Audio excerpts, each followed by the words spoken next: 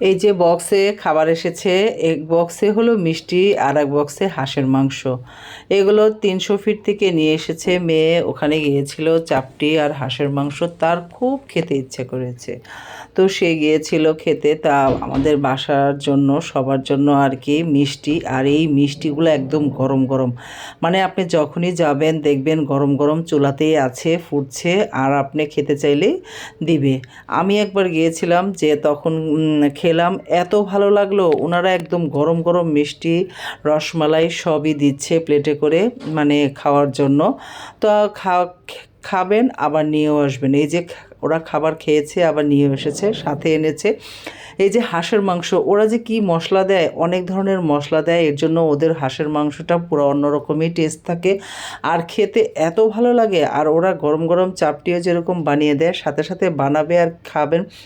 বাসায় বানানো যায়, বানায় খাওয়ার ফিল আলাদা, আর ওখানে বসে বসে খাওয়ার আনন্দ এটাই আলাদা, আসলে মজাই আলাদা। আমি যখন গিয়েছিলাম তখন একদম নদীর পাশে, ওখান থেকে একটা নদী গেছে, এই নদীর পাশে বসে এই চাপটি আর হাঁসের মাংস গরম গরম ভেজে ভেজে দিচ্ছিল, আর খেতে যে কি মজা লেগেছে, অনেক মজা। তো এই হাঁসের মাংসটা খেয়েছিলাম, খুবই ভারী মজা, আজকেরটাও খুবই মজার ছিল। আর মিষ্টির তো কোনো তুলনা নেই, মিষ্টিটাও খুবই মজার। যারা মিষ্টি পছন্দ করে তাদের তো মানে সবসময়ই পছন্দ হবে এই মিষ্টি, এত মজার। তো মিষ্টি খাওয়ার পরে এটা তো সন্ধ্যার, তার পরের দিন সকালবেলা আমি নাস্তা খাওয়ার পরে ড্রাগন ফল আর জাম্বুরা ভর্তা বানিয়ে দিয়েছিলাম মেয়েকে।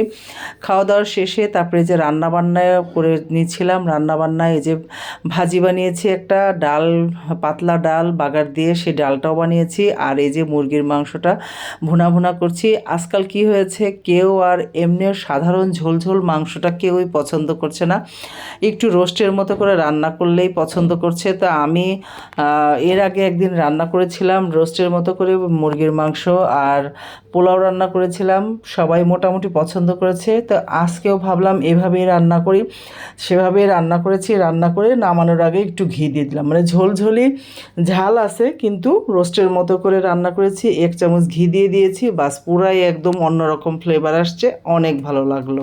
মানে ঝাল তরকারিও না, আবার পুরোপুরি রোস্টও না, মানে দুটাই মিক্সড আর কি।